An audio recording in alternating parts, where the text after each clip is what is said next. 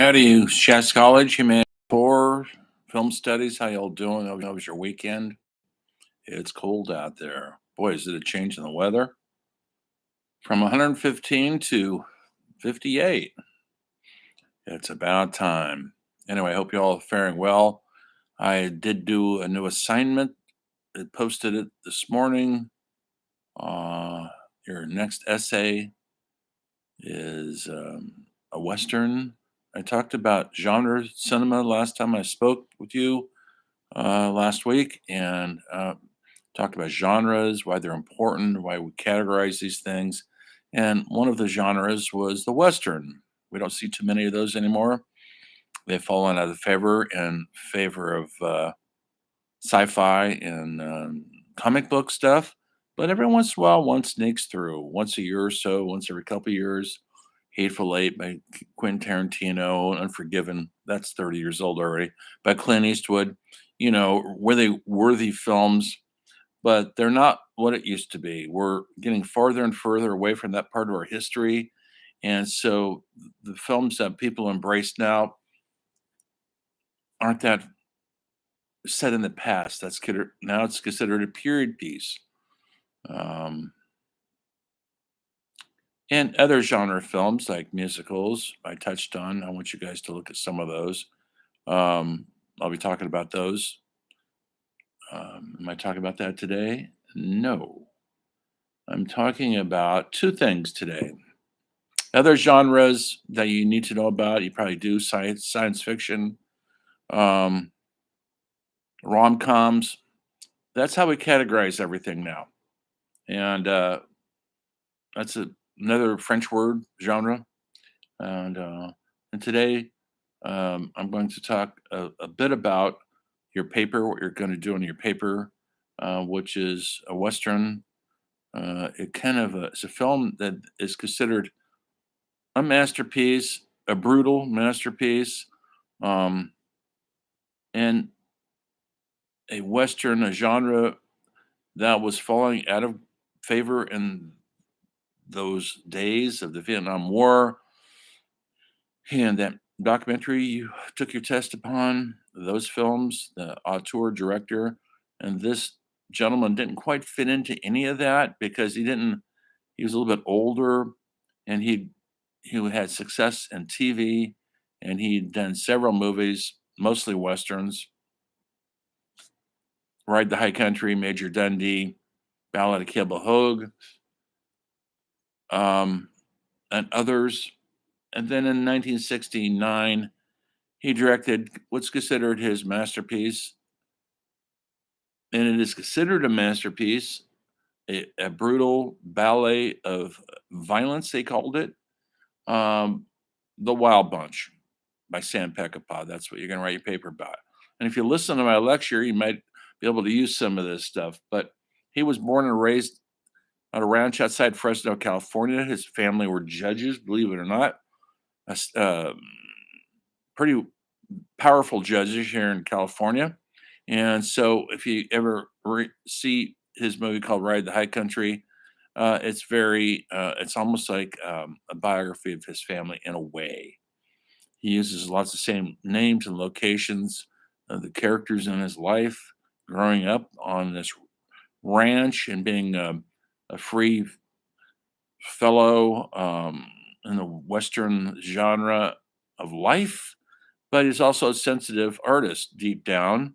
And after he got out of the GI War, GI Bill rather, he went to school, got his degrees in theater and writing and all that good stuff, and decides to be a director. Started off working early on, uh, and with I'm forgetting his names now. Siegel, Don Siegel, and on his 50s classic kind of pulp fiction, Riot in Cell Block 11. Peckinpah worked at anything job he could get, assistant AD, script supervisor, helped on the script. Then he got involved in a classic sci-fi thriller, um, Invasion of the Body Snatchers, and he kind of learned at the foot of Don Siegel, who was a B director who directed taut, taunt, thrilling films in very few days, very few camera setups, no fancy stuff, no fancy movie stars. They just got the job done. Don Siegel went on to have great fame with Clint Eastwood. He directed Clint Eastwood in Dirty Harry, which was, the movie that really made them hit Clint stout. He was a pretty big star, but that movie cinched it. And Don Siegel directed him in Two Meals for Sister Sarah, and Beguiled, I do believe, another interesting Southern Gothic uh, movie. And when Clint directed his first movie, Play Misty for Me, he put Don Siegel as the bartender, as an actor, to return the favor. He was very closely involved with him, and Siegel taught him a lot about how to the economy, the no fussy way that Clint has in his direction. If you ever watch any of his movies, and one or two takes, and he's on to the next shot. He knows what he wants, and he gets it, and he moves on. And there's not a lot of discussion about it. Actors like working with him because it's moving all the time. It's not the method school of acting. Nobody's sitting around asking their motivation. You just hit your marks, say your dialogue, and move on. Um, And so there's a lot of beauty in that, actually. And Peckinpah learned that way also, but his films were a lot more elaborate than Don Siegel's. Uh, Peckinpah his early years were spent directing for television. He helped create the great classic Western TV series, The Rifleman, and directed half a dozen of those episodes. But he was fired off his own movie. He was fired off his own series because his episodes were considered too cinematic, meaning he used techniques that only feature films get to make when they have 10 weeks of shooting, where they had to shoot these things in 3 or 4 days. That means few camera setups, not fancy work, not a lot of dolly shots, not tracking shots. But Peckinpah directed it like a movie, and they went way over budget and way over time. And he was essentially let go from the series he actually created. This happened to him on several different series. His directing style wasn't really made for TV. He had bigger ideas than that. But if you ever get to see an episode of The Rifleman that Peckinpah has directed, and I've seen them all, you could tell they are superior to most television shows. This would be 1959, 60, 61. And you could tell that right off who directed it once you study him, like I have. So you're going to write, he got fired off a lot of movies, Cincinnati Kid, for essentially always going over budget. And he always rewrote the scripts heavily, and that took time. And but people wanted to work with him on Major Dundee, which was a Civil War drama with Richard Harris and oh boy, I can't even think of who the star was. Big star at the time, big star. Um, hmm, I'll come up with a second. Anyway, it was going over budget, and they wanted to fire Peckinpah. The studio did, and this movie star stepped in there and said, "No, he's my director. He's doing a good job." I believe it was it's Charlton Heston. Sorry, folks, Charlton Heston, Moses. Um, and Charlton Heston stepped in and said, and they said, "Well, we're running out of money. He's gone over budget." And Heston was being paid in those days a pretty good salary, 200,000 to 300,000 bucks, which was good for those days. That's nothing nowadays. They get paid. Russell Crowe just got for Robin Hood. He got paid $20 million for a very mediocre movie. And that was 10 years ago, before Russell put on all that weight. He's a great actor. He is, but That's a lot of money to pay one actor.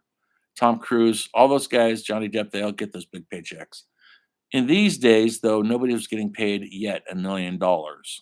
Who was paid the first $1 million paycheck? Elizabeth Taylor. That's right, for Cleopatra, and it was a controversy. How dare they pay any actor that kind of money? And after that, the floodgates opened. Paychecks went up after that. Nowadays, you get paid $1 million, even if you're the lead in the film. Um, that's another topic we could talk about later. But today, I want to just briefly touch on the Wild Bunch. When he made this movie, it was probably the only film he ever had complete control over. Final cut, meaning he went down to Mexico. He loved to shoot in Mexico because he liked to be far away from the Hollywood studios. And he took his favorite camera crew down there, and Lucien Ballard, who had shot several of his films and some great westerns and B movies of the day. He took him down to Mexico, and with some old uh, stars of Hollywood, William Holden, Ernest Borgnine, Robert Ryan, and some lesser stars like Warren Oates and Ben Johnson. And they filmed this incredible journey about these outlaws, these brutal outlaws, living in a weird time in our history. The World War One was going, so it's about 1914 or thereabout. There were cars, there were automatic weapons, and airplanes, but these guys were still living with the old West code of the outlaws code of giving your word to somebody and having it stick and mean something, and also not afraid to shoot people in their line of work, which is bank robbery. And the film opens with a brutal bank robbery scene that goes wrong. Many civilians who are in a parade outside the bank um, are killed in the crossfire between the Wild Bunch and the bounty hunters that are after them, and it is brutal. And what you see in that film is it's unrelenting 10-minute sequence of gunfire and violence, and most of it isn't. A lot of it is in slow motion. We never seen that before. We've seen it a little, but not like this. It was never applied like Peckinpah applied it. And to give you a little hint about the violence, he had seen Bonnie and Clyde. That was in that first documentary. I asked you guys to take your test on, which I haven't graded yet. I'm getting there. Um, they had a sequence in there that ended with a blazing death by gunfire. We never seen that before, like that, and it was in slow motion. We never seen that before. Um, Peckinpah took that and he amplified it hugely, and but he was definitely inspired by that movie. A lot of filmmakers were, Bonnie and Clyde, and so he did this sequence, and it seemed like it was way out of hand, way out of proportion. How dare they kill innocent people? And these are the good guys. They're bad, but they're not as bad as the bounty hunters that are after them. And so the bad guys in the film, the gang, the Wild Bunch gang, which are killers and bank robbers, are the good guys in the film because the guys chasing them are worse. At least when the Wild Bunch has to fight their way out of a town, they feel they're justified and they're not just cold blooded killers killing kids for thrills or whatever. They're doing a job. If people would stay out of the way, they wouldn't get killed. I know it's a twisted form of logic, but what that movie did was seal the fate of these four guys and the loyalty to each other. And loyalty was a huge theme, folks. There's a theme I'm giving you in Peckinpah, all his films. There's a great line in it where William Holden tells somebody, well, he gave his word. And the other guy said he gave his word to a railroad. And Holden says, "Well, it's his word," and the other guy says, "It's not. It's who you give your word to." It's a kind of a twisted logic, but if you think about it, um, loyalty was huge in the Wild Bunch. Be loyal to this gang. You either stay with us or we end it right now. You're either with us or you're gone. Leave. And so they stayed because it was the family. The They're loyal to each other, and their word means something because they just didn't give their word to a corporation. They gave their word to the right people that meant something. Does that even mean anything to anybody anymore? I'm not sure. Um, you'd have to tell me. That's some of the main themes in there. And the West is dying, and these guys, I hate to say it, need to die with it because their way of doing things is outmoded. And they make it very obvious when you watch that movie. And I hope you guys watch it and try to enjoy it, and look at the subtle moments, look at the quiet moments, not just the violence. Um, because it's in the quiet moments where that movie has its grace. Yes, folks, it's graceful. And that movie came out in 1969, and they rated it X because of the violence. They didn't know what to do with it. No one ever seen anything like it. Now you look at now, there's more violence on an HBO episode of Boardwalk Empire than there is this thing, um, but that's how times have changed. A lot of people directly blame Peckinpah on the trajectory of violence in movies. It's valid. He didn't like it.